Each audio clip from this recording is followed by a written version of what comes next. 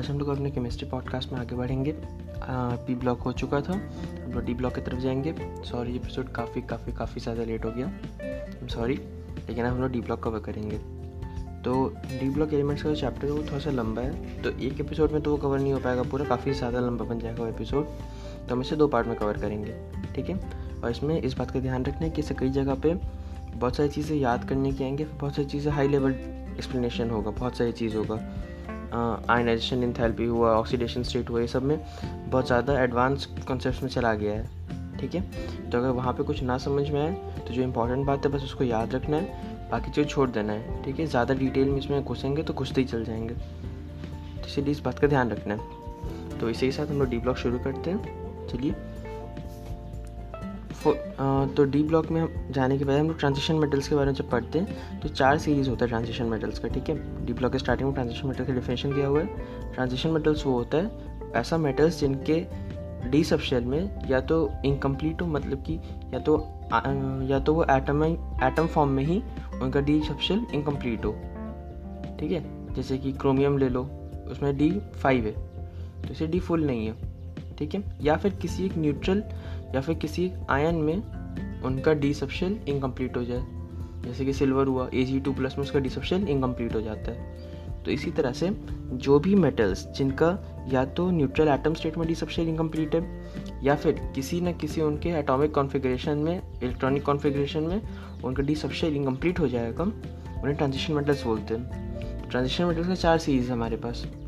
एक तो स्कैंडिनेवियम से लेके जिंक तक, दूसरा इट्रियम से लेके कैडमियम तक, फिर लैंथेनम और हाफेनियम से लेके मरकरी तक, और फिर एक्टिनम और रदरफोर्डियम से लेके कैलिफोर्नियम तक, ठीक है। तो ये 4 सीरीज है हमारे पास ट्रांजिशन मेटल्स का।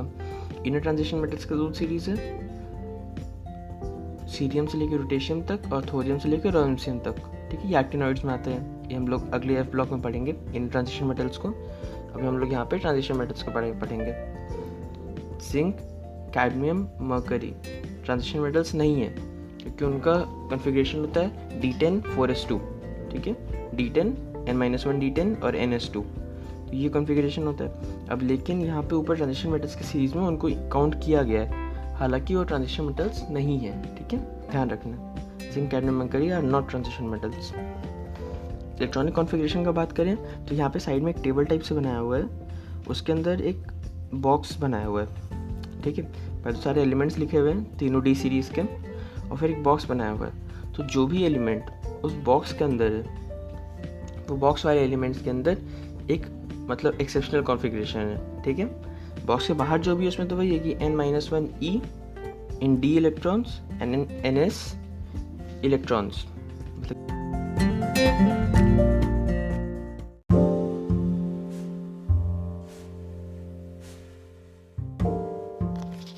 जैसे हम लोग मैंगनीज़ को लेते हैं तो मैंगनीज़ का नंबर है 7, ठीक है।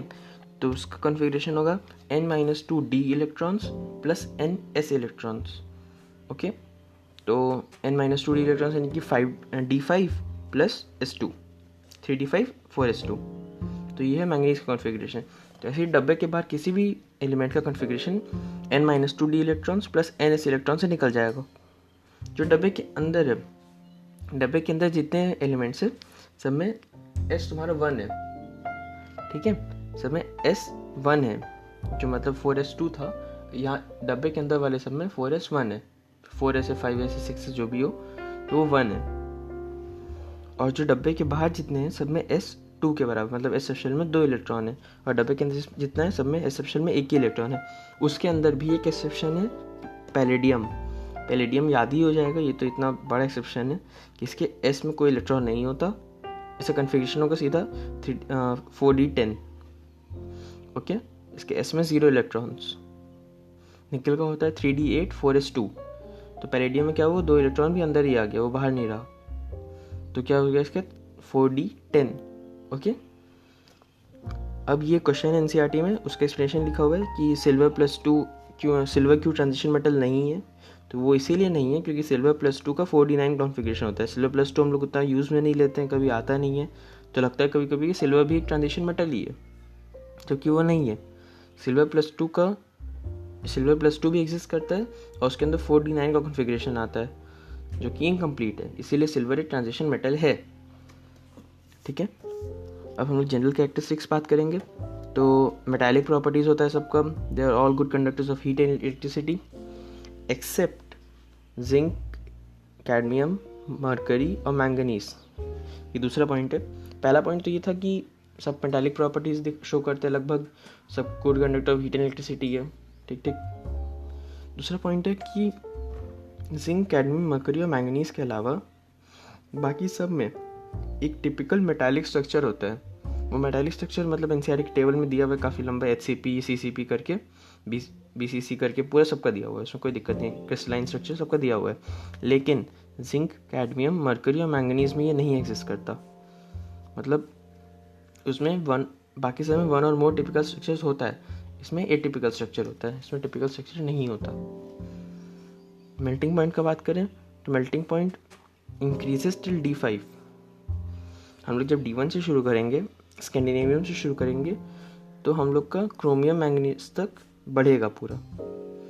ठीक है, लेकिन क्या होता है कि क्रोमियम तक बढ़ता है, अचानक से मैंगनीज पे एक एनॉमली आ जाता है। वो एनॉमली का रीज़न नहीं दिया हुआ है, लेकिन बस ये है कि क्रोमियम तक तो एकदम बढ़ता है क्योंकि नंबर ऑफ अनपेयर्ड इलेक्ट्रॉन्स बढ़ रहा है।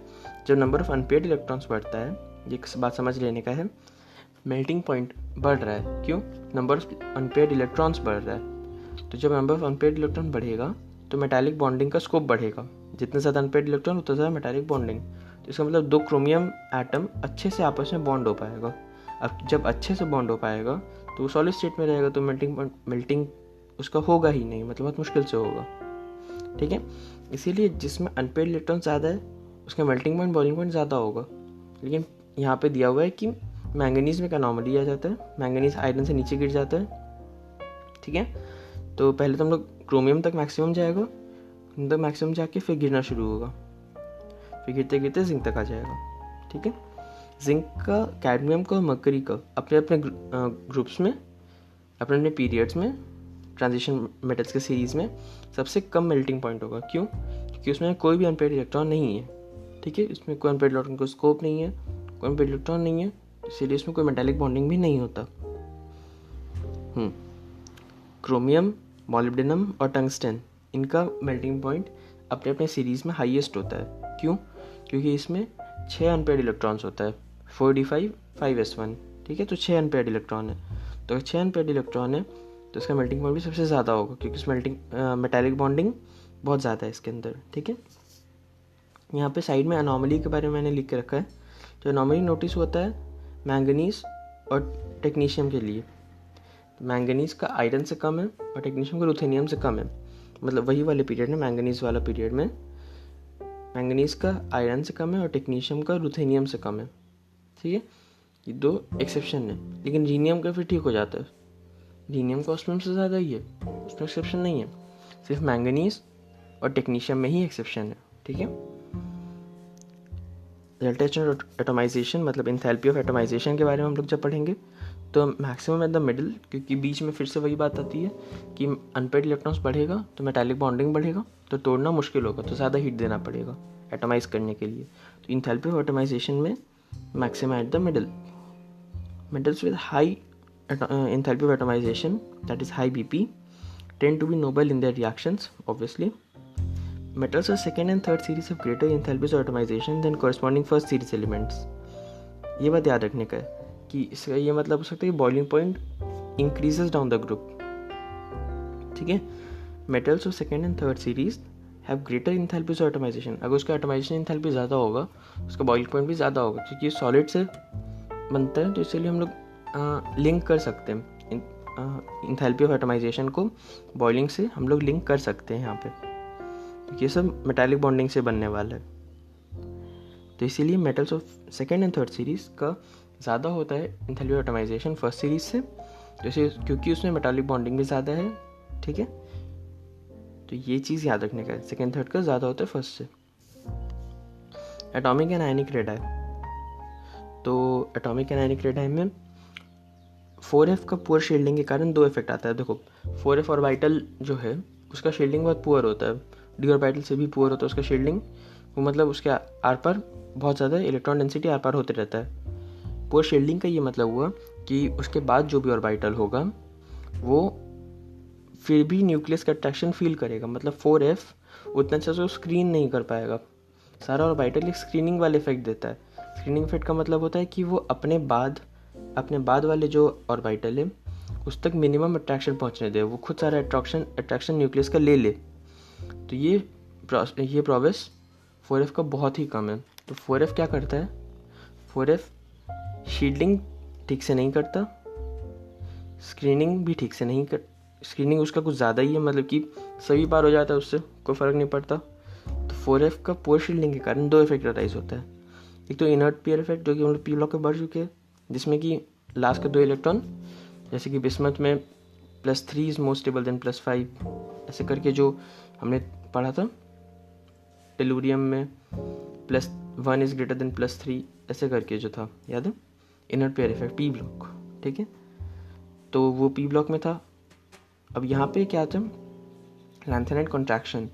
लैंथेनाइट कॉन्ट्रैक्शन में तुम्हारा 2 इफेक्ट आता है, 4d nearly equals to 5d। इसका मतलब कि 4d और 5d का जो साइज़ है लगभग सेम हो जाता है, क्योंकि ऑर्बिटल कॉन्ट्रैक्ट कर जाता है, क्योंकि 4f का शील्डिंग बहुत पुअर है। तो उसके बाद वाला जो ऑर्बिटल है वो न्यूक्लियस का अट्रैक्शन फील करके बगल में आ जाता है, तो इसलिए कॉन्ट्रैक्शन हो जाता है। तो 4d और 5d का साइज़ लगभग बराबर सा आ जाता है, और size decreases from cerium to lutetium. ये हम लोग एक्टिनॉइड्स में पढ़ लेंगे एफ ब्लॉक में, ठीक है।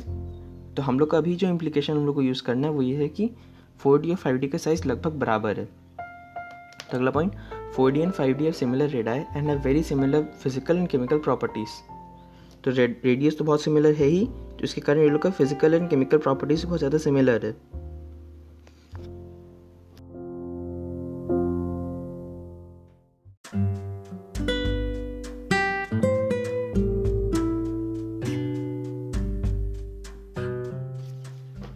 हाँ, तो इसमें हम लोग देखते हैं कि रेडियस भी बहुत ज़्यादा सिमिलर है, तो उसके कारण प्रॉपर्टीज़ और केमिकल प्रॉपर्टीज़, फिजिकल केमिकल दोनों ही प्रॉपर्टीज़ बहुत ज़्यादा सिमिलर है दोनों की।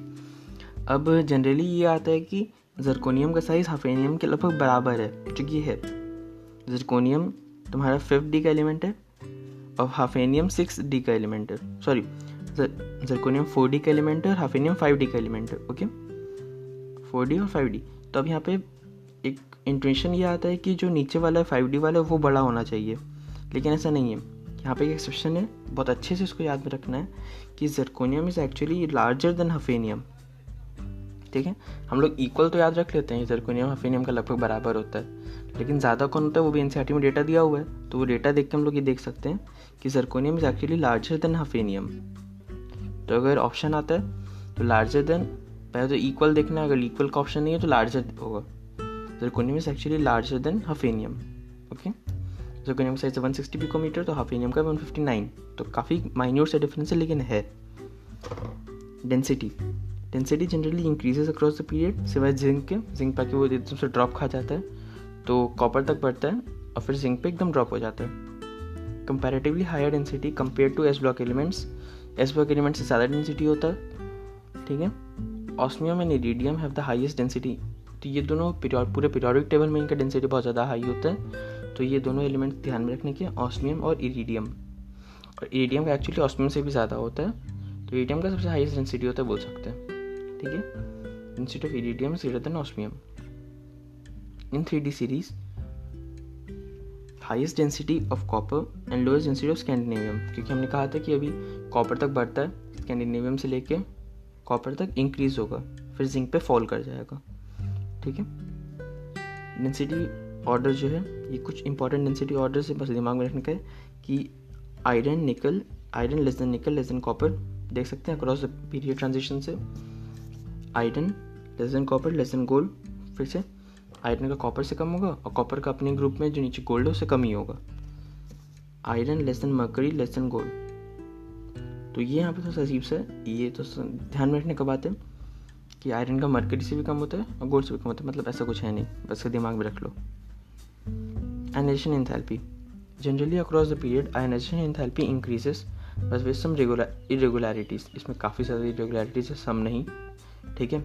बस इसमें अब कोशिश करना है हमें लॉजिक खोजने की, क्योंकि इसमें याद करेंगे तो हालत ख़राब हो जाएगा इतना। तो देखो जिसमें भी हाफ फिल ऑर्बिटल बन रहा होगा, अगर मान लो तुम कुछ ऐसा चेंज कर रहे हो जिससे कि D6 से D5 बन रहा है, वो इलेक्ट्रॉन तुम हटा रहे हो, तो उसका आयनाइजेशन एंथैल्पी बहुत ही कम होगा। क्यों? क्योंकि D5 जो है वो बहुत ज़्यादा स्टेबल स्पीशीज़ है। D5 हुआ, D10 हुआ, ये होता है फुल फिल या हाफ फिल, ठीक है। तो इसमें फुल फिल या हाफ फिल में हम लोग जब भी इलेक्ट्रॉन निकालेंगे, जब भी हम लोग फुल फिल या हाफ फिल की तरफ टेंड करेंगे, तो उस प्रोसेस के लिए एनर्जी बहुत कम चाहिए होगा। बस समझ में आता है? तो अगर D6 से D5 में कभी भी जाएंगे या D7 से D5 में जाएंगे 2 हटा के, तो हमेशा एनर्जी बहुत ही कम लगेगा, आयनाइजेशन एंथैल्पी बहुत ही कम होगा। ओके, अब उल्टा देखते हैं। अगर हम लोग D5 से कोई कन्फिग्रेशन बना रहे होते हैं, मतलब कि कोई स्टेबल कन्फिग्रेशन से हम एक रिलेटिवली अनस्टेबल कन्फिग्रेशन में जाते हैं, D10 से हम लोग D9 बना रहे हैं, या फिर D5 से D4 बना रहे हैं, D5 से D6 बना रहे हैं, कुछ भी ऐसा कर रहे हैं, तो उसके अंदर फिर हमें बहुत ज़्यादा एनर्जी देना पड़ेगा। क्यों? क्योंकि वो स्टेबल है। D5 और D10 स्टेबल है, उनका स्टेबिलिटी तोड़ के हमें फोर्सफुली कोई एक नया कन्फिग्रेशन देना है तो एनर्जी तो देना पड़ेगा। तो इसीलिए आयनाइजेशन एनर्जी में बस यही बात ध्यान में रखना है कि अगर हाफ फिल पहले से है और कुछ और करना है तो एनर्जी बहुत ज़्यादा लगेगा। अगर कुछ और है और हाफ फिल या फुल फिल बन रहा है तो एनर्जी बहुत कम लगेगा। इससे सारा प्रॉब्लम आराम से बन जाएगा, ठीक है। इसका बस ध्यान रखना है। तो अब फिर से आते हैं इसमें। देखो हम लोग एग्जाम्पल के साथ ये बात समझते जाएंगे। Chromium and copper have less ionization energy 1, मतलब कि पहले इलेक्ट्रॉन हटाने का ionization enthalpy have less I1 than expected. क्यों? ऑब्वियसली होना ही था, क्योंकि क्रोमियम का कन्फिग्रेशन क्या होता है 3D5 4s1, तो ऑब्वियसली से वो ऐसे का इलेक्ट्रॉन से कोई मतलब नहीं, वो इसका इलेक्ट्रॉन जा सकता है, तो उसके पास 3D5 का एक स्टेबल कॉन्फिगरेशन बचेगा, तो चल जाएगा, कोई दिक्कत नहीं है, ठीक है। कॉपर का कॉन्फ़िगरेशन होता है 3D10 4s1, तो कॉपर को भी उसी क्रोमियम की तरह ही एकदम बिल्कुल उसे अपने s के इलेक्ट्रॉन से मतलब ही नहीं है। s के इलेक्ट्रॉन चल जाए तो भी डी का कॉन्फ़िगरेशन में स्टेबल बचा हुआ है, तो वो दे देता है रेडिली, ठीक है। Zinc and manganese have less I2 then expected. तो देखो जिंक और मैंगनीज में I2, तो जिंक और मैंगनीज से अगर तुम एक इलेक्ट्रॉन निकाल दोगे फिर अगला इलेक्ट्रॉन निकालने जाओगे, तो उस केस का हम लोग बात करें I2 मतलब दूसरे इलेक्ट्रॉन निकालने का एनर्जी। तो ये लगभग ऊपर वाले एग्जाम्पल से ही सेम टू सेम हो गया। जब एक इलेक्ट्रॉन निकाल देंगे तो क्रोमियम और कॉपर जैसे कंडीशन बन जाएगा, फिर उसके बाद एक और इलेक्ट्रॉन निकालना है तो वही हाफ फिल वाला झंझट होगा, हाफ फिल फुल फिल वाला, ठीक है। यहाँ पे मैं ये रिकमेंड करूँगा कि अगर आपको ज़रूरत है तो आप NCERT से पढ़ें, क्योंकि लंबा चौड़ा पैराग्राफ दिया हुआ है उसमें, काफ़ी लंबा चौड़ा पैराग्राफ है। तो अगर उसमें काफ़ी चीज़ें है, मतलब कि एक्सचेंज एनर्जी के बारे में है, और भी 3-4 चीज़ मतलब अजीब भी है और अच्छी भी है, तो देखना कंफ्यूज मत होना। अगर मन करते हुए पढ़ लेना, वो चीज़ मैं पढ़ने का रिकमेंड कर सकता हूँ, ठीक है। अगला हम लोग पढ़ेंगे, इसमें जो अगला पॉइंट है कि जैसे मैंने पहले कहा कि हमेशा हाफ फिल और फुल फिल को चेक करते ही I को कंपेयर करना है, ठीक है। हमेशा इस चीज़ को ध्यान में रखते हुए ही काम करना है, तो कभी गलती नहीं होगा। अब 3 चीज़ें रिस्पॉन्सिबल होती है आयनाइजेशन एंथैल्पी के लिए। NCERT ऐसा कहता है कि 3 चीज़ों के कारण हमारा आयनाइजेशन एंथैल्पी आगे पीछे बदलता रहता है। पहला, attraction of each electron towards nucleus. अगर अट्रैक्शन ज़्यादा होगा तो इसलिए आयनाइजेशन एंथैल्पी भी ज़्यादा होगा, ज़्यादा एनर्जी देना पड़ेगा उस इलेक्ट्रॉन को निकालने के लिए, ठीक है। रिपल्शन बिटवीन इलेक्ट्रॉन्स, अगर रिपल्शन ज़्यादा होगा तो आयनाइजेशन एंथैल्पी कम होगा, कम एनर्जी देना होगा, इलेक्ट्रॉन वैसे ही जाना चाहता है वहाँ से, बहुत रिपल्शन होता है उसके साथ। और तीसरा, एक्सचेंज एनर्जी। तो एक्सचेंज एनर्जी क्या होता है, ये एक नया टर्म हो सकता है। Exchange energy is proportional to actually the number of pairs of parallel spins. ये एकदम NCERT में दिया हुआ है, ठीक है, कुछ भी एक्स्ट्रा नहीं जा रहा है अभी। तो एक्सचेंज एनर्जी क्या होता है, proportional to total number of pairs of parallel spins and degenerate orbitals. देखो उसको हैंडल करते हैं। तो हमारे पास 5 और, जैसे कि पहला एग्जांपल देखते हैं, एग्जांपल से सीखते हैं। पहला जो एग्जांपल है उसके अंदर D के अंदर कितने 6 इलेक्ट्रॉन्स है और S के अंदर 1 इलेक्ट्रॉन है। अब देखो जो D के अंदर 6 इलेक्ट्रॉन्स है उसमें एक तरह का स्पिन वाला कितना है, एक तरह का स्पिन वाला कितना है 5, दिख रहा है ऊपर वाला स्पिन वाला 5 इलेक्ट्रॉन है। तो 5 में से कोई भी 2 को सिलेक्ट करना है हमको, तो एक रिलेशन मिलेगा, एक पेयर मिलेगा। तो मैथ्स वाले बच्चों के लिए 5C2 होता है और बायो वाले बच्चे गिन के काउंट कर सकते हैं कि कितने पेयर हैं, ठीक है। तो 5 अगर लोग हैं उनमें से 2-2 के पेयर बनाने हैं, तो 5C2 से 10 पेयर्स बनेंगे, ठीक है। तो हमारा एक्सचेंज एनर्जी यहाँ पे हो गया 10 कापा, वो K जो है वो कांस्टेंट है, ठीक है।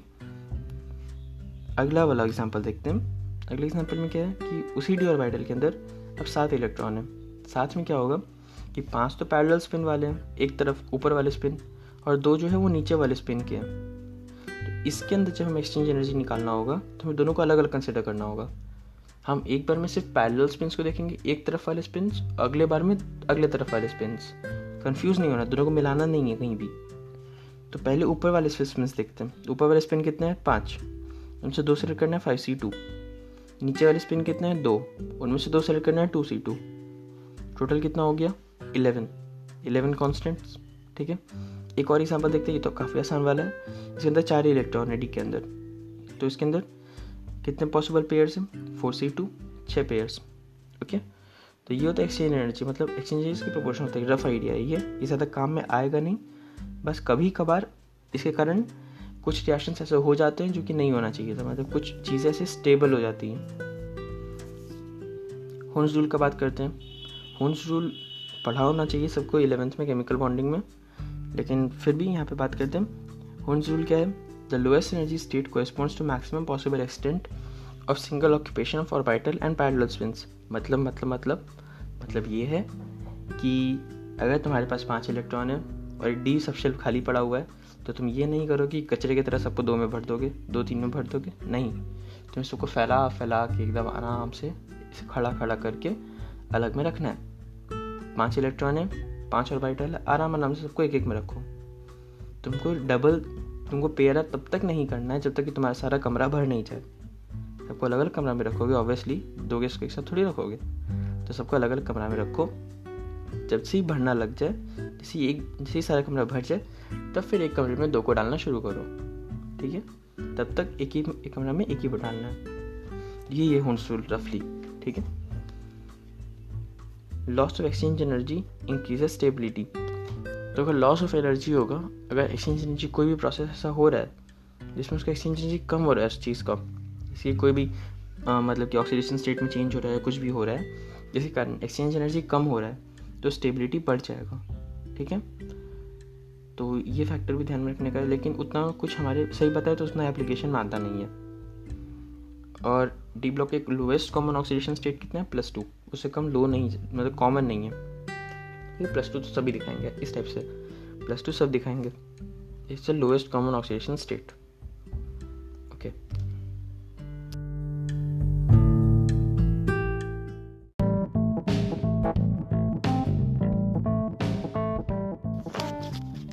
तो ऑक्सीडेशन स्टेट्स की बात कर ही रहे थे, तो अब ऑक्सीडेशन स्टेट्स की ही बात कर लेते हैं। ऑक्सीडेशन स्टेट्स में एलिमेंट्स इन और near the middle show highest number of oxidation state. जैसे कि मैंगनीज जो है वो तुम्हारा +7 तक ऑक्सीडेशन स्टेट दिखाता है +2 से लेके, जबकि कोना वाला जैसे कि जिंक हुआ वो +2 ही दिखाता है सिर्फ। तो ये चीज़ ध्यान रखने का है कि जो बीच में है, एनसीईआरटी में टेबल भी दिया हुआ है, टेबल में देखोगे तो साफ साफ दिखता है कि बीच में जो पीक हो जाता है। जितने भी ऑक्सीडेशन स्टेट्स है सबका नंबर बीच में ज़्यादा है और साइड्स में कम है। इसका रीज़न भी है, अगले लाइन में देखते हैं इसका रीज़न क्या है। क्योंकि साइड में क्या होगा, अगर तुम्हारे पास डी इलेक्ट्रॉन कम है, स्कैंडिनेवियम टाइटेनियम की तरह तुम्हारे पास डी इलेक्ट्रॉन ही कम है, तो तुम कितना ही दोगे या फिर कितना ही शेयर करोगे। 3-4 इलेक्ट्रॉन है जो है दे दोगे, बस काम खत्म हो जाएगा, ज़्यादा कुछ ऑप्शन है नहीं। जबकि बीच वालों के पास 5-5 अनपेयर्ड इलेक्ट्रॉन है, मैंगनीज के पास 5-5 अनपेयर्ड इलेक्ट्रॉन है, वो उनसे कुछ भी कर सकता है। ठीक है, और जो कोने में जैसे कि जिंक हुआ, अब बोलोगे जिंक के पास 10 इलेक्ट्रॉन है, वो क्यों नहीं रिएक्ट करवा रहा सबको? अरे 10 इलेक्ट्रॉन है तो वो इलेक्ट्रॉन लेगा कहाँ?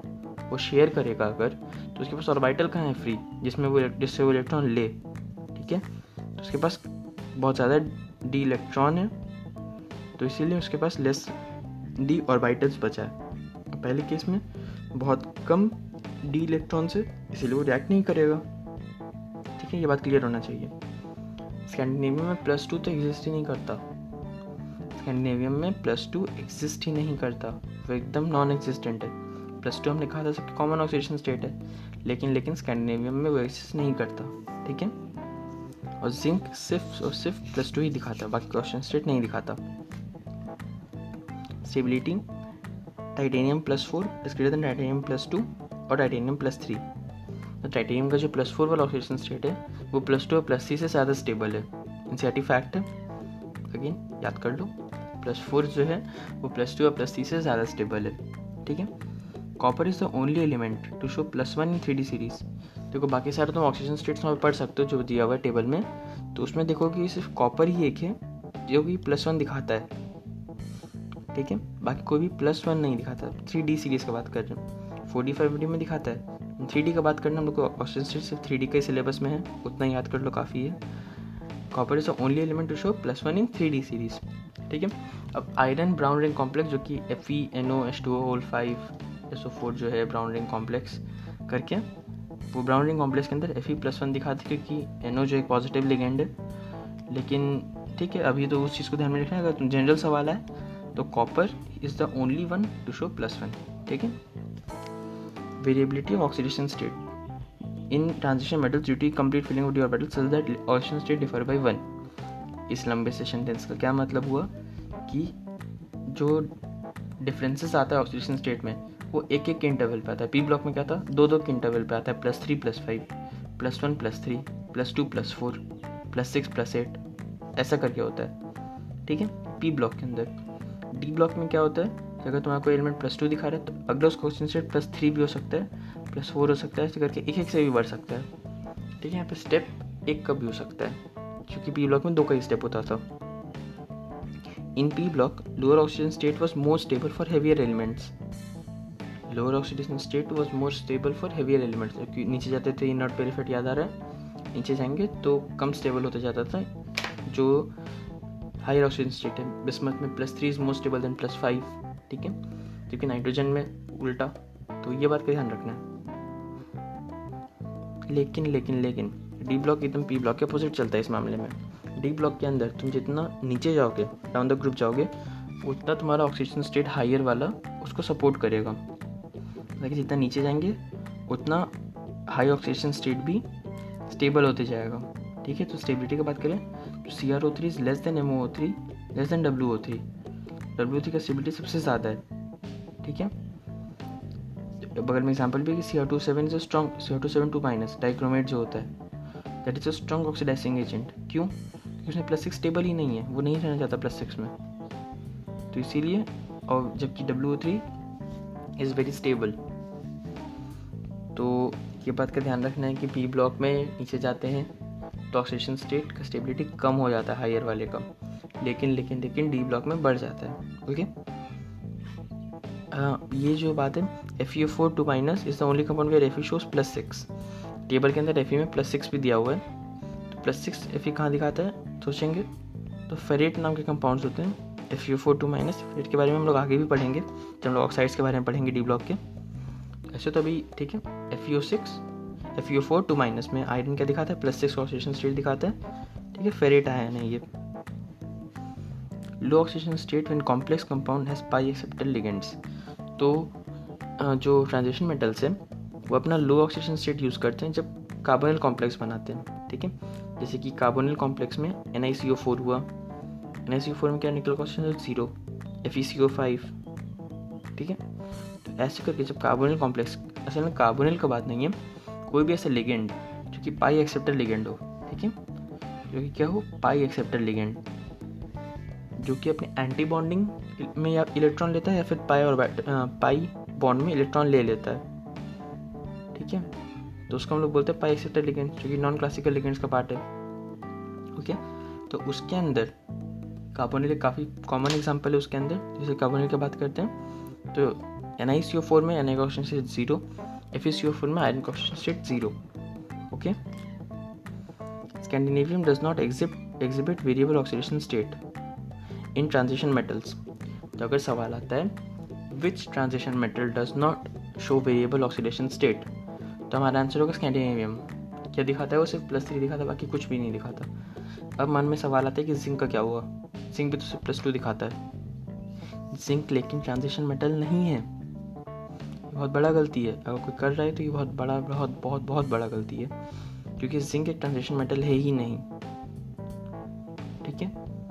तो अगर सवाल आता है ध्यान से पढ़ना है कि ट्रांजिशन मेटल्स के बारे में बोला गया या फिर ओवरऑल मेटल्स के बारे में बोला गया, ओके।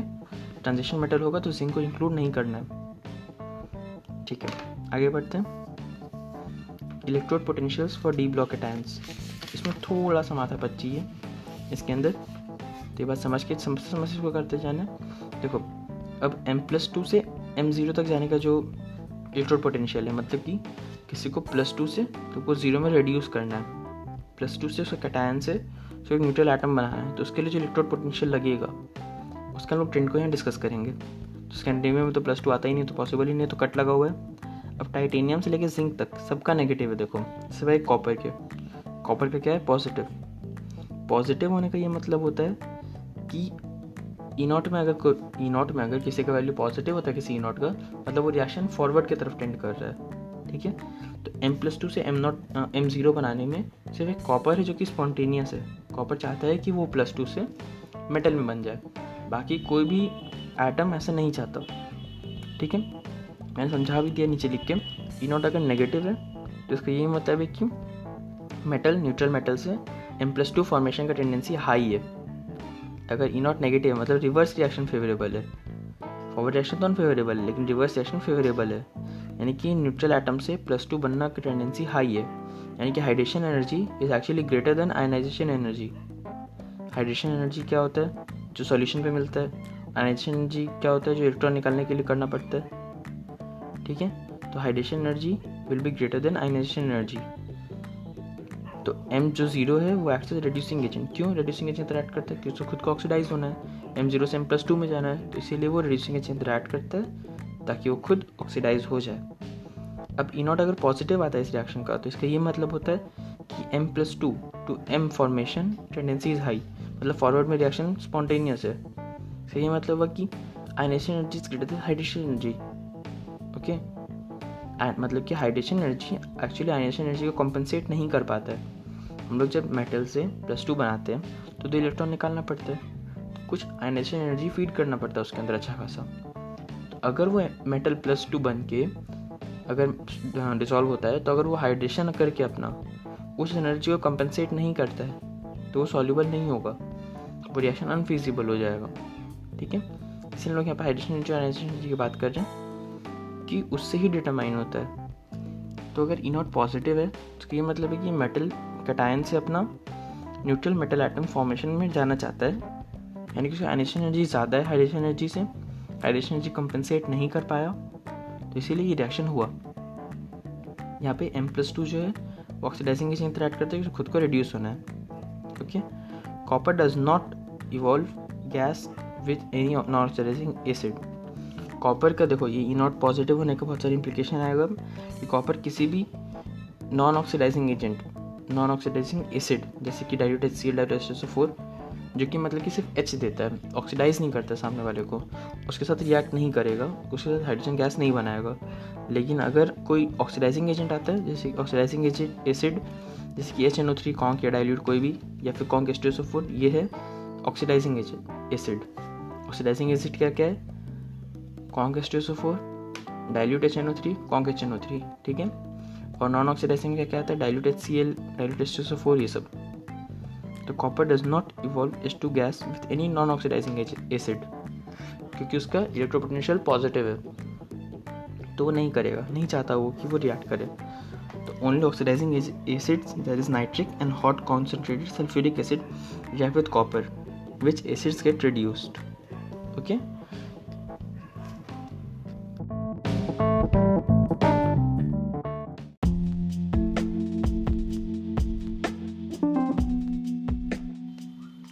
तो ये तो था M+2 से M न्यूट्रल एटम जाने का, मतलब M+2 से M0 जाने का इलेक्ट्रोड पोटेंशियल का ट्रेंड्स, ठीक है। इसमें बस 2 बात ध्यान रखने का है, एक तो कॉपर जो है उसका पॉजिटिव होता है, ठीक है, और कॉपर किसी भी नॉन ऑक्सीडाइजिंग एसिड के साथ हाइड्रोजन इवॉल्व नहीं करेगा। तो ये दोनों बात ध्यान रखने से इसके अंदर बेसिकली जस्ट यही है। तो दूसरा ट्रेंड जो आता है वो है M+3 से M+2 जाने का। तो इस ट्रेंड के अंदर 3 है जिसका पॉजिटिव है। पहले में क्या पॉजिटिव था, सिर्फ कॉपर का पॉजिटिव था।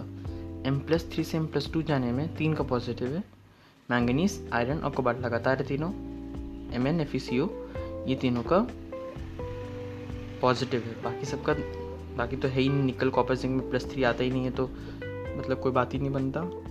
और टाइटेनियम, वेनेडियम, क्रोमियम में नेगेटिव है, ओके। तो मैंगनीज, आयरन और कोबाल्ट में पॉजिटिव है ये चीज़। Manganese +3 acts as oxidizing agent while chromium +2 acts as reducing agent.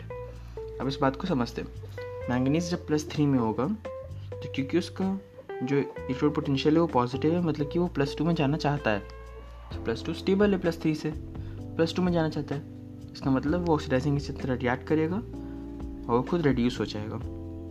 जबकि जो Cr+2 है, Cr+2 नेगेटिव है, देखो क्रोमियम में क्या देगा नेगेटिव, मतलब कि बैकवर्ड रिएक्शन टेंडेंसी ज़्यादा है, तो Cr क्या होगा, वो +2 से +3 में जाने के लिए टेंडेंसी रखेगा, इसलिए वो रिड्यूसिंग एजेंट की तरह एक्ट करेगा ताकि वो खुद ऑक्सीडाइज हो पाए। ठीक है, तो ये था इलेक्ट्रोड पोटेंशियल का ट्रेंड्स में हम लोग ये बात को समझ सकते हैं। क्वेश्चन है कि which is the highest positive value for E0 for M+3 to M+2। तो जिंक एक्चुअली तो किसी का नहीं है, मतलब कि एक्चुअली तो डेटा देख के बताना पड़ेगा, लेकिन ऑप्शन से हम लोग बता सकते हैं कि जिंक का होगा, कि जिंक +3 बनता ही नहीं है। तो अगर जिंक +3 गलती से तुम बना दिए तोड़ ताड़ के कुछ भी करके, तो जिंक +2 में जाने की टेंडेंसी बहुत ही ज़्यादा होगा, उसके इलेक्ट्रोड पोटेंशियल उसका बहुत ज़्यादा पॉजिटिव होगा। तो इसलिए हम लोग को उतना डेटा नहीं पता है, लेकिन ऑप्शन देख के बता सकते हैं कि जिंक का होगा वो। ठीक है, ट्रिक टाइप का सवाल है। Fe+3 to Fe+2 E0 is positive but less than expected. क्यों? क्योंकि D5 जो है Fe+3 में वो ज़्यादा स्टेबल है, तो Fe+3 से Fe+2 बनने की टेंडेंसी तो है, मतलब पॉजिटिव तो है, बनेगा तो सही, लेकिन कम है, जितना एक्सपेक्टेड था उससे कम है। Comparatively low value for vanadium due to stability of V+2। V+2 stable होता है, इसीलिए वेनेडियम के लिए लो वैल्यू हो जाता है, M+2 से M0 वाले का पॉजिटिव वैल्यू कम हो जाता है, क्योंकि V+2 स्टेबल है। उसका T2G ऑर्बिटल जो कि हम लोग कॉम्प्लेक्स में पढ़े होंगे, T2G ऑर्बिटल जो है उसका एक्वस कॉम्प्लेक्स के अंदर, V+2 जब बात हो रहा है तो एक्वस कॉम्प्लेक्स के अंदर बात हो रहा है, वो हाफ फील्ड रहता है, तो उसके कारण भी स्टेबिलिटी आता है। More negative for Chromium+3 to Chromium+2 than expected, क्योंकि उसमें हाफ फील्ड T2G लेवल है। ठीक है, तो उसका T2G लेवल जो है, हम लोग फिर से यही चीज़ कॉम्प्लेक्स में पढ़ चुके, क्रोमियम का जो एक्वस कॉम्प्लेक्स होगा, वाटर के साथ जो कॉम्प्लेक्स बनेगा, उसके अंदर उसके T2G में हाफ फिल होता है Cr+3 में, तो इसीलिए नेगेटिव होता है। हम लोग stability of higher oxygen states के बारे में पढ़ेंगे, तो ये सेक्शन लास्ट होगा। इस सेक्शन के बाद इस एपिसोड में कवर नहीं हो पाएगा, फिर अगले एपिसोड में हम लोग बाकी के सेक्शंस को कवर करेंगे, उसमें ख़त्म ही कर डालेंगे। ठीक है, ये लास्ट सेक्शन है, होल्ड ऑन, कि जाना मत। मुझे पता है ये पार्ट बहुत ज़्यादा खिंचा हुआ एंड बोरिंग है, लेकिन पढ़ना तो पड़ेगा ना, इसलिए कहीं जाना नहीं है, हमें चैप्टर कंप्लीट करना अच्छे से। तो अब stability of higher oxygen states पे आते हैं। Higher oxygen numbers are achieved in TiX4, VF5 and CrF6, मतलब कि हर बार कॉमन देखो फ्लोरीन के साथ ये अचीव हो रहा है। ठीक है, manganese +7 halide only in MnO3F, मतलब MnF7 एग्जिस्ट नहीं करता। तो तुम सोचो कि सबका फ्लोरीन में ही हाईएस्ट आ रहा है, तो मैंगनीज का भी आ जाना चाहिए, तो ऐसा नहीं है। मैंगनीज का फ्लोरीन के साथ जो हाईएस्ट हैलाइड है वो क्या बनता है, MnO3F, उसमें भी ऑक्सीजन है 3 तो MnO3F is the highest halide form by manganese +7। FeF3, FeCl3, FeBr3 exist, ये तीनों एग्जिस्ट करता है, लेकिन FeI3 एग्जिस्ट नहीं करता, क्योंकि I- is a strong reducing agent, वो Fe+3 को रिड्यूस करके Fe+2 बना देगा। ओके, हम लोग रिलेट कर सकते हैं, हर चीज़ एक्सेप्शनल नहीं है, कुछ चीज़ का रीज़न भी है कुछ चीज़ का। तो Fe+3 में I- is a strong reducing agent, तो Fe+3 को वो Fe+2 में कन्वर्ट कर देगा। ठीक है, which does not exist, copper CuF3, CuCl3, CuBr3, CuI3। NCERT के अकॉर्डिंग BCD जो ऑप्शन है, CuCl3, CuBr3 और CuI3 ये एग्जिस्ट नहीं करता है, सिर्फ CU, मतलब इसका मतलब है सिर्फ CuF3 ही जो वो हैलाइड है कॉपर का, जो कि +3 में कोबाल्ट का, जो कि +3 में एग्जिस्ट करता है, सिर्फ CuF3 ही एग्जिस्ट करता है। ओके, अब CuCl3 एग्जिस्ट तो नहीं करता, लेकिन जिन्होंने वर्नर थ्योरी अच्छे से पढ़ी है उन्हें याद होगा कि वर्नर थ्योरी में वर्नर ने CuCl3 के कॉम्प्लेक्स के साथ ही मजाक किया था, मतलब कि एक्सपेरिमेंट किया था, उसके अलग अलग कॉम्प्लेक्स बनाए थे अमोनिया वाटर के साथ। तो वो कैसे हुआ था फिर? असल में बात ये कि उस समय एक्वस सॉल्यूशन था, तो एक्वस सॉल्यूशन के अंदर CuCl3 फिर भी बन जा रहा था, एक्वस कॉम्प्लेक्स बन जा रहा था, लेकिन इंडिविजुअली CuCl3 एक मेटल सॉल्ट की तरह बाहर एग्जिस्ट नहीं करेगा। ओके, अगले पेज पे आते हैं। अब यहाँ पे एग्जिस्टेंस और नॉन एग्जिस्टेंस से बहुत ज़्यादा सवाल आएंगे कि कौन एग्जिस्ट करता है, कौन नहीं करता है, कौन एग्जिस्ट करता है, कौन नहीं करता है, क्योंकि यही है बेसिकली जो ऑक्सीजन स्टेट्स का जो पैराग्राफ है उसके अंदर बेसिकली यही दिया हुआ है कि ये ऑक्सीजन स्टेट स्टेबल है, एग्जिस्ट करता है, या नहीं स्टेबल एग्जिस्ट नहीं करता, ऐसे करते करते ही दिया हुआ है। तो जल्दी से जो सारे पॉइंट्स को कवर कर लेते हैं. विच एग्जिस्ट, पहला पार्ट है TiF4, TiCl4, TiBr4, TiI4. तो टाइटेनियम का सारा हैलाइड एग्जिस्ट करता है +4 के अंदर. ये इसमें कोई सेक्शन नहीं है. टाइटेनियम का सारे हैलाइड +4 के अंदर एग्जिस्ट करता है. ABCD है आंसर. दूसरा question, CrF6, CrCl6, CrB6, CrI6. अब क्रोमियम में क्या एग्जिस्ट करता है? क्रोमियम में +6 में CrF6 ही एग्जिस्ट करता है, बाकी एग्जिस्ट नहीं करता. ओके. टाइटेनियम में सारा का सारा +4 में, क्रोमियम में +6 में सिर्फ फ्लोरीन. वेनेडियम में भी क्रोमियम वाला हाल है, उसका भी +5 में सिर्फ फ्लोराइड ही एग्जिस्ट करता है, बाकी एग्जिस्ट नहीं करता. ठीक है, सिर्फ फ्लोराइड ही है वेनेडियम का जो कि +5 दिखाता है. The ability of fluorine to stabilize highest oxidation state is due to either higher lattice energy as in case of CF3 और higher bond enthalpy as in VF5 and CrF6. तो ये मतलब है कि हम लोग हर जगह फ्लोरीन क्यों देख रहे हैं? वो बात ये है कि फ्लोरीन का एक तो इलेक्ट्रोनेगेटिविटी बहुत ज़्यादा है, साइज़ छोटा है, तो इसीलिए उसका साथ रिएक्शन करना बहुत फेवरेबल हो जाता है मेटल्स के लिए. तो दिया हुआ है टू हायर लैटिस एनर्जी, क्योंकि जो सॉल्ट बन रहा है उसका लैटिस एनर्जी काफ़ी ज़्यादा है, साइज़ कम है, चार्ज ज़्यादा है, तो obviously as in case of CF3. और हायर बॉन्ड एंथैल्पी, क्योंकि उसका इलेक्ट्रोनेगेटिविटी बहुत ज़्यादा है, तो इलेक्ट्रोपॉजिटिव मेटल्स के साथ मिलकर बहुत स्ट्रॉन्ग बॉन्ड बना देता है. इसीलिए फ्लोरीन का टेंडेंसी सबसे ज़्यादा है स्टेबलाइज करने का. Vanadium +5 is represented only by VF5. Other halides hydrolyze and give VOX3. Okay, तो हम लोग वही ऊपर पढ़े थे कि VF5 ही एक है जो कि स्टेबल है. बाकी जो भी हैलाइड्स होंगे VI5, VBr5, VCl5, उनको जब रखेंगे एक्वस सॉल्यूशन में तो हाइड्रोलाइज कर जाएंगे रेडिली. तो रेडिली हाइड्रोलाइज करके क्या देंगे? VOX3, depending upon the halide जो तुम लो, VOX3. फ्लोराइड्स हैं अनस्टेबल इन लो ऑक्सीडेशन स्टेट. अब देखो, फ्लोराइड हाई ऑक्सीडेशन स्टेट में तो स्टेबल हो जाता है, स्टेबल करता है एक्चुअली, लेकिन लो में खुद ही अनस्टेबल होता है. तो अगर लो ऑक्सीडेशन स्टेट के साथ फ्लोरीन को पेयर अप करोगे तो फिर गड़बड़ होगा. जैसे कि VF2 एग्जिस्ट नहीं करता. वेनेडियम जब +2 दिखा रहे तो एग्जिस्ट नहीं कर रहा, लेकिन जब +5 दिखा रहा है तो फ्लोरीन उसके साथ मिल जा रहा है. तो फ्लोरीन भी दिख के मिलता है, सबके साथ नहीं मिल रहा है. CuF भी एग्जिस्ट नहीं करता. कॉपर का CuF एग्जिस्ट नहीं करता. और copper +2 halides are known except iodide. Copper plus के सारे हैलाइड्स है fluorine, bromine, iodine, fluorine, chlorine, bromine, sorry.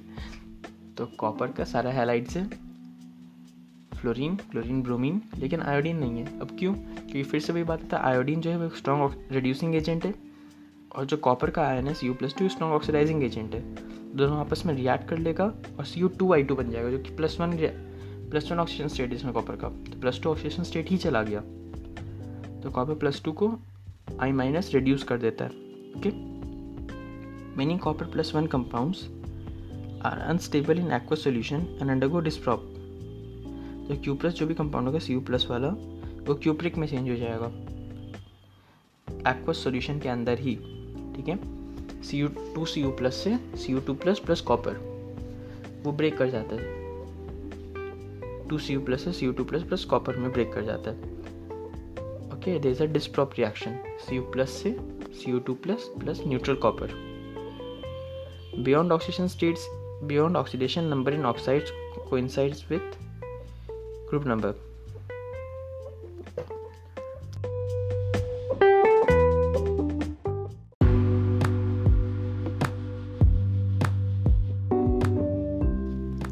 तो ऑक्सीडेशन स्टेट्स में अगला पॉइंट ये है कि highest oxidation number in oxides coincides with group number. मतलब कि जैसे कि जो ग्रुप नंबर है, जैसे कि स्कैंडिनेवियम का +3 ग्रुप में है, वो स्कैंडिनेवियम का हाईएस्ट ऑक्सीडेशन स्टेट क्या होगा? +3. मैंगनीज का 7 है तो +7. क्रोमियम का 5 है, क्रोमियम का 4 एक्चुअली, +4 लेंगे +5 भी बन जाता है उसमें. अजीब सा बात है. देखो, अब ऑक्साइड्स का सिर्फ बात कर रहे हैं यहाँ पे. ठीक है, इन जनरल का बात नहीं कर रहे हैं. स्कैंडिनेवियम +3 से लेके मैंगनीज +7 तक का सारा हाईएस्ट ऑक्सीडेशन स्टेट अटेन होते हुए ऑक्साइड बनता है. ठीक है, बीच में जितना भी एलिमेंट है उनका जो भी मैंगनीज का 7 हुआ, ठीक है, टाइटेनियम का 3 होगा, टाइटेनियम का 4 होगा.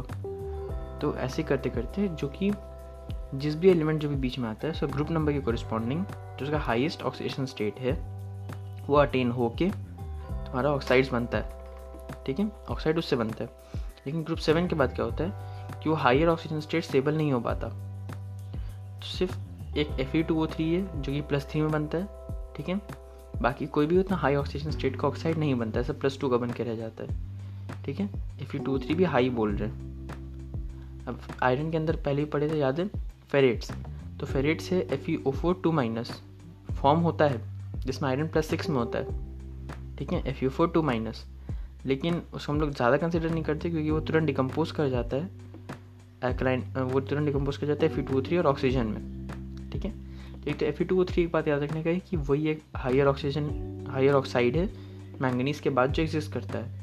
बाकी मैंगनीज़ के बाद सब +2 में चलने लग जाते हैं। और फेरेट्स जो है FeO4 वो अल्कलाइन मीडियम में बनता तो अल्कलाइन मीडियम में बन जाता है एक बार के लिए, लेकिन वो डिकम्पोज भी बहुत जल्दी करता है और Fe2O3 और ऑक्सीजन देता है डिकम्पोज होने के बाद। क्या देता है? Fe2O3 और ऑक्सीजन। Oxocation stabilize vanadium +5 as VO2+। अब ऑक्सोकेटायंस क्या है? ऑक्सीजन के साथ ऑक्साइड टाइप का और ऊपर उसमें पॉजिटिव चार्ज हो, तो वो भी स्टेबलाइज करता है, ठीक है। तो वेनेडियम +5 किस तरह से स्टेबल है? VO2+ के फॉर्म में भी स्टेबल है। V2O5 तो बना देगा जो ऑक्साइड है, लेकिन VO2+ के फॉर्म में भी स्टेबल है। वेनेडियम +6 एज VO2+, VO और ऊपर चार्ज में 2+। ये डिफरेंस याद रखना अच्छा से, okay. VO2+ and VO2+। And titanium +4 as TiO2+। Titanium +4 as TiO2+। Ability of oxygen to stabilize higher oxygen state exceeds fluorine. तो अब यहाँ पे कंपटीशन आ जाता है।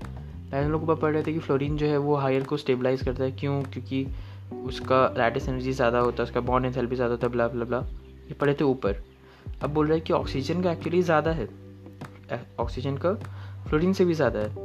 ऐसा क्यों? क्योंकि ऑक्सीजन मल्टीपल बॉन्ड्स बना पाता है। बात ये है कि जहाँ भी मल्टीपल बॉन्ड्स बनेगा वहाँ एक तो स्टैटिक रिपल्शन कम होगा। अब सोचो एक ही एटम को साथ फ्लोरीन एटम के साथ रिएक्ट करने में कितना ज़्यादा रिपल्शन फेस करना पड़ेगा, और जबकि उसको 3 या 4 ऑक्सीजन के साथ रिएक्ट करना है तो फिर भी जगह बन जाएगा, रिलेटिवली कम क्राउडिंग होगा। ऊपर से डबल बॉन्ड जो है, पाई बॉन्ड जो है वो स्टेबल हो जाता है, वो बहुत ज़्यादा स्ट्रॉन्ग हो जाता है। एक सिग्मा बॉन्ड के कंपैरिजन में एक sigma + pi bond is much more stable. तो इसीलिए उनका टेंडेंसी ये है, मैंगनीज का टेंडेंसी ये है कि वह Mn2O7 बना दे, जबकि फ्लोरीन में उसका हाईएस्ट फ्लोराइड जाता है, प्योर फ्लोराइड जाता है MnF4 तक, और उधर जाते हैं MnO3F। हाईएस्ट हैलाइड क्या था? MnO3F। कुत्ते कोई मेडिसिन पसंद आया? अभी कुत्ता भौंक के गया यहाँ पे पागल की तरह। Ability of oxygen to stabilize higher oxygen state exceeds fluorine. यहाँ पे बस ये बात ध्यान रखना है कि ऑक्सीजन मल्टीपल बॉन्ड्स बना पाता है, इसीलिए उसका फ्लोरीन से ज़्यादा टेंडेंसी है स्टेबलाइज करने का। टेट्राहेड्रल यानी कि MO4N- के फॉर्म में जो कॉम्प्लेक्स होगा, आयन होगा, tetrahedral ion exist for vanadium +5, chromium +6, manganese +5, manganese +7, manganese +6, ठीक है। तो इनके लिए टेट्राहेड्रल एग्जिस्ट करता है, जैसे कि +7 में अगर मैंगनीज को लेते तो MnO4- KMnO4 वाला पोटेशियम परमैंगनेट, +6 अगर लेते तो Mn कितना आएगा? MnO4 ठीक है, मैंगनेट। ऐसे करते करते जो टेट्राहेड्रल आयन से वो एग्जिस्ट कर सकता है। वैल्यू डाल के देखते जाओ, सारा एटम पुट करके क्या क्या बन रहा है, याद रखने में आसानी होगा। तो वेनेडियम +5, क्रोमियम +6, मैंगनीज +5, +6, +7। वेनेडियम को +5, क्रोमियम को +6, मैंगनीज का क्या है? +5, +6 और +7। 3 मिक्स्ड ऑक्साइड्स हम लोग को मिलता है ये डी ब्लॉक में। 3 मिक्स्ड ऑक्साइड क्या क्या है? MN3O4। ये एनसीईआरटी में टेबल दिया हुआ है ऑक्साइड्स का लिस्ट बना के, उस टेबल के अंदर ये लिखा हुआ है 3 मिक्स ऑक्साइड्स करके, MN3O4, Fe3O4 और CO3O4। ये 3 ही मिक्स ऑक्साइड्स है, बाकी मिक्स ऑक्साइड नहीं है, ओके। ये 3 मिक्स ऑक्साइड है क्या क्या? MN3O4, Fe3O4 और CO3O4। On moving left to right oxidizing power increases. तो लेफ्ट टू राइट से हम लोग चाहेंगे तो ऑक्सीडाइजिंग पावर इंक्रीज करता है, ओके। तो इसके साथ हम लोग इस एपिसोड को ख़त्म करते हैं। आई होप आपको अच्छा लगा हो। काफ़ी लंबा एपिसोड था, मुझे पता है, मतलब कि काफ़ी ज़्यादा इन्फॉर्मेशन इसके अंदर था। तो किसी भी पॉइंट पर अगर अटक जाओ तो उस पार्ट से दोबारा प्ले करके देखो और फिर समझो। अगर तब भी नहीं समझ में आए तो मुझे पर्सनली मैसेज कर दो, मैं रिप्लाई कर दूँगा। मुझे आई होप कि आपको अच्छा लगा हो। अगले एपिसोड में हम लोग डी ब्लॉक के आगे वाले पार्ट को कवर करेंगे, reactivity and compounds and all. वो थोड़ा सा इंटरेस्टिंग है, फिर भी वो इतना बोरिंग तो बिल्कुल भी नहीं है जितना ये था। तो ये वाला हार्ड वाला पार्ट हमने आज निपटा लिया। तो have a great day and keep learning. Bye.